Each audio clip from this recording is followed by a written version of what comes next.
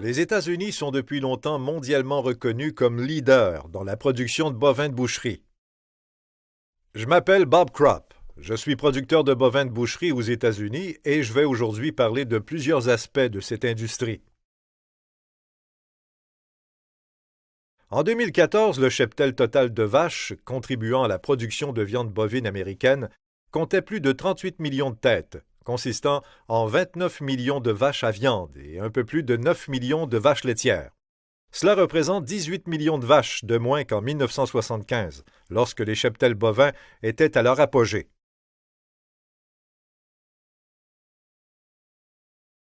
Incontestablement, le nombre de vaches de boucherie diminue de façon régulière depuis 2 décennies, tandis que le nombre de vaches laitières reste relativement constant.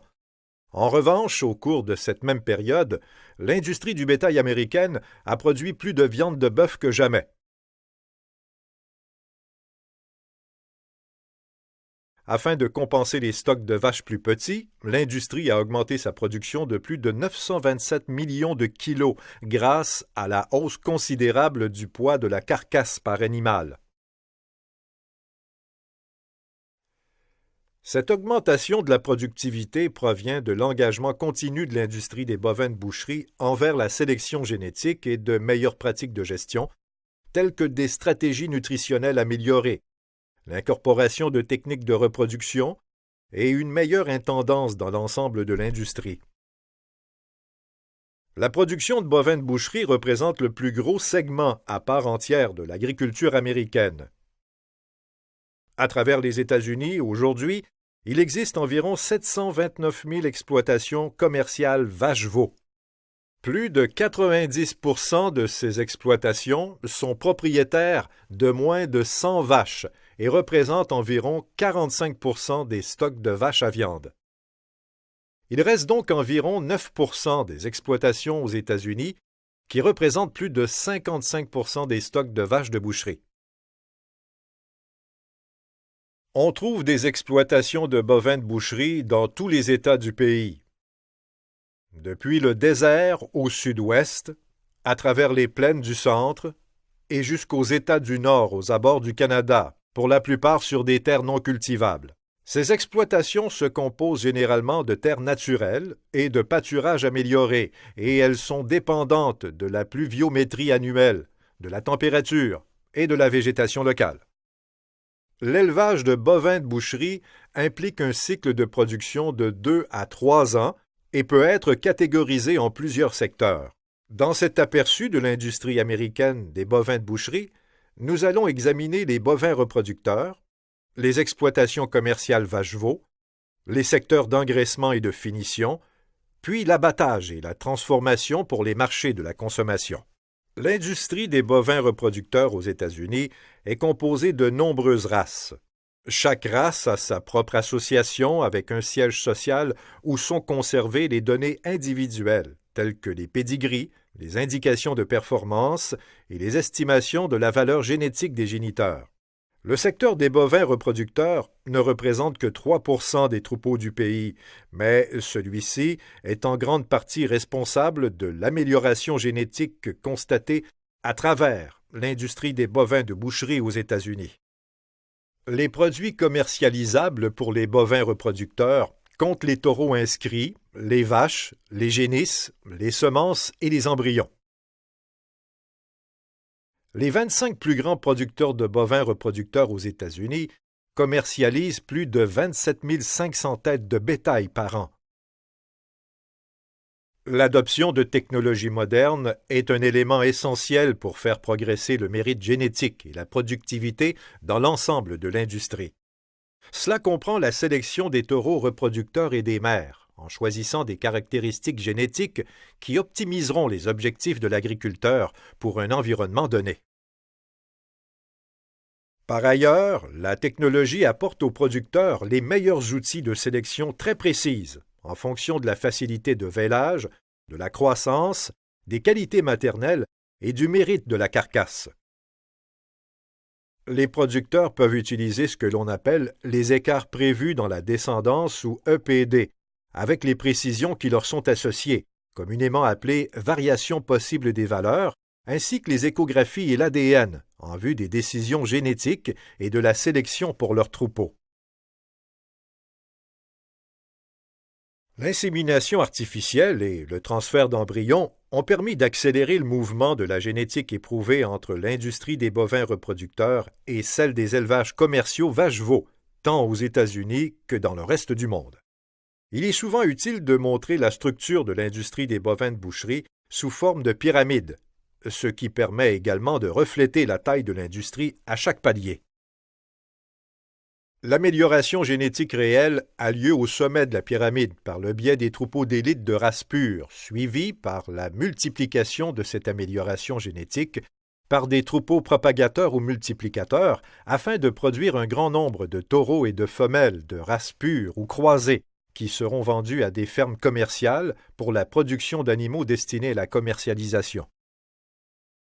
L'amélioration génétique est disséminée vers le bas de la pyramide, ce qui entraîne un temps de retard, c'est-à-dire un décalage génétique. La possibilité de réduire ce décalage génétique apparaît surtout lorsqu'on utilise des tests génomiques en conjonction avec l'insémination artificielle ou avec une amélioration du niveau de gestion de la reproduction. Les États-Unis sont des contributeurs majeurs à l'approvisionnement mondial de génétique de bovins de boucherie au travers des exportations d'animaux vivants, de semences et d'embryons. Depuis 2008, la quantité de semences de bovins de boucherie exportées a dépassé la quantité vendue sur le marché national. La génétique de bovins de boucherie des États-Unis est adaptable à l'échelle mondiale grâce à la diversité des races et à la taille du cheptel à travers le pays, à l'intensité de sélection des bovins reproducteurs et à la fiabilité des évaluations génétiques américaines. Les divers environnements régionaux rencontrés à travers le pays ressemblent aux nombreux environnements que l'on trouve de part et d'autre du monde. Étant donné que les États-Unis constituent la source d'excellence mondiale en génétique de bétail, les exportations de génétique américaine sont fortement soutenues par le United States Livestock Genetic Export Incorporated ou USLGE. L'USLGE est une association professionnelle nationale à but non lucratif, portant spécifiquement sur le bétail et qui rassemble un grand éventail d'organisations d'élevage américaines dédiées à l'exportation. Parmi les membres, on compte les associations de races, les entreprises d'embryons et de semences, le secteur de l'exportation du bétail, ainsi que les ministères de l'Agriculture au niveau fédéral et des États. L'USLGE relie les producteurs internationaux avec des producteurs américains qui offrent de la génétique de qualité supérieure. Plusieurs programmes fédéraux, d'États et de localités soutiennent également l'industrie bovine américaine. Le Cooperative Extension Service, créé il y a 100 ans, est en partie soutenu par des universités agricoles de chaque État et apporte des connaissances axées sur la recherche pour aider à instruire les producteurs et les éleveurs sur les nouveautés dans les procédures agricoles et technologiques. L'industrie vache-veau porte sur la gestion des troupeaux de vaches commerciaux depuis la reproduction, la gestation et jusqu'au vélage. Les veaux mâles sont généralement castrés peu après la naissance et commercialisés au moment du sevrage avec les veaux femelles qui ne sont pas sélectionnés pour remplacer les vaches reproductrices plus âgées dans le troupeau. Habituellement, les veaux sont sevrés entre 6 et 9 mois et pèsent entre 180 et 320 kilos. La majorité des exploitations vaches-veaux de boucherie sont situées dans les régions du Midwest et du sud des États-Unis. Les exploitations vaches-veaux de boucherie dans ces régions bénéficient d'une saison au pâturage plus longue, réduisant ainsi les besoins en suppléments fourragers et en protéines pour maintenir la vache de boucherie pendant les mois d'hiver. Cela se traduit donc par une alimentation annuelle qui coûte moins cher. En raison du climat d'hiver plus sévère, les exploitations vaches-veaux dans les régions du nord du pays dépensent considérablement plus pour le maintien de leurs troupeaux. Cependant, malgré ces coûts plus élevés pour l'alimentation des animaux, les exploitations vaches-veaux de boucherie de grande envergure sont en mesure de rivaliser grâce à leurs gains en efficience de production et aux économies d'échelle. Les exploitations vacheveaux de boucherie dans les plaines du Nord ont un taux d'adoption des technologies génétiques et reproductives plus élevé par rapport aux exploitations des plaines du Sud. Les différences de climat à travers les États-Unis requièrent une certaine diversité de races et de génétique. Les variations entre les différents environnements tels que la température locale, la pluie et l'humidité demandent une sélection et une utilisation de races adaptées afin d'optimiser l'efficacité de production des bovins de boucherie dans ces régions. En règle générale, cela nécessite de planifier des accouplements avec 2 ou plusieurs races, ce que l'on appelle communément des croisements. Cette pratique offre aux éleveurs la possibilité d'atteindre des performances supérieures en combinant les caractéristiques souhaitables de différentes races. Un autre avantage du croisement est l'hétérosis, ou la vigueur de l'hybride. Les veaux de races croisées auront une performance qui surpassera la moyenne de leurs parents. Cette augmentation de la productivité peut être constatée à travers une meilleure croissance, l'efficacité reproductive, les caractères maternels et la longévité. Les veaux quittent leur ranch ou leur ferme d'origine entre 6 et 9 mois d'âge. Les producteurs peuvent envoyer des veaux plus jeunes ou plus légers chez un engraisseur qui continue de les faire brouter de l'herbe ou autre fourrage jusqu'à ce qu'ils atteignent l'âge de 12 à 14 mois. Environ 85% des pâturages américains ne conviennent pas à la production de culture, et le fait d'y mettre des animaux brouteurs convertit ces étendues en terres agricoles productives. L'industrie de l'engraissement et de la finition est un segment de la chaîne de production des bovins de boucherie qui relie le secteur vache-veau avec le secteur de l'abattage et de la transformation.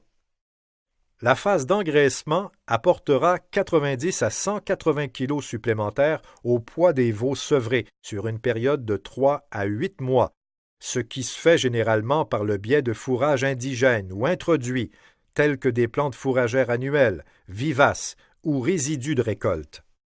Une fois que les veaux atteignent un poids de 300 à 400 kg, la majorité d'entre eux sera placée dans des ateliers de finition, qui vont leur apporter un régime alimentaire hautement énergétique à base de céréales.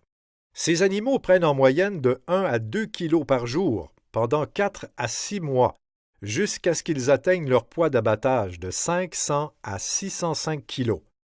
La plupart des parcs d'engraissement sont situés dans les régions du Sud et des Grandes Plaines.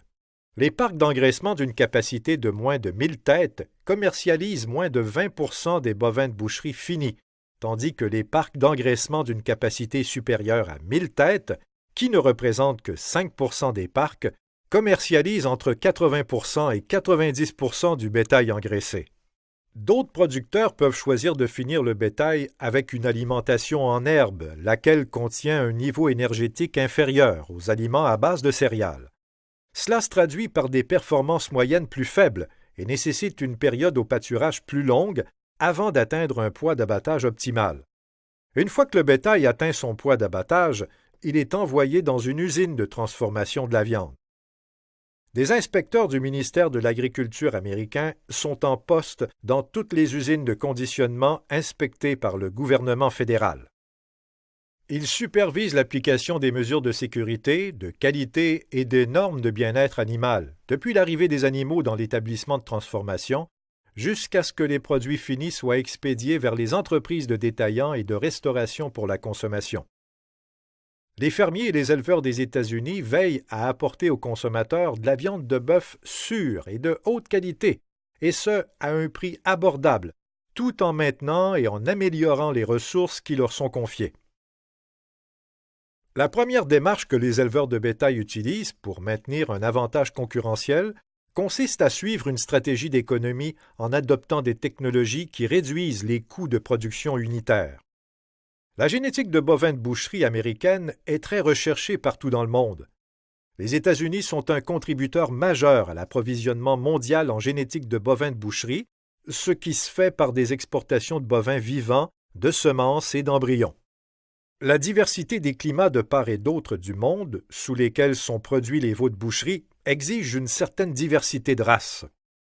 La génétique de haute qualité provenant de nombreuses races bouchères américaines, avec de surcroît des options de transport international efficaces et à faible coût, permettent de mettre la génétique américaine à la disposition des producteurs de viande bovine dans le monde entier. Je vous remercie de m'avoir donné l'occasion de parler de l'industrie des bovins de boucherie aux États-Unis, ainsi que du rôle de l'USLGE dans son soutien aux experts en génétique.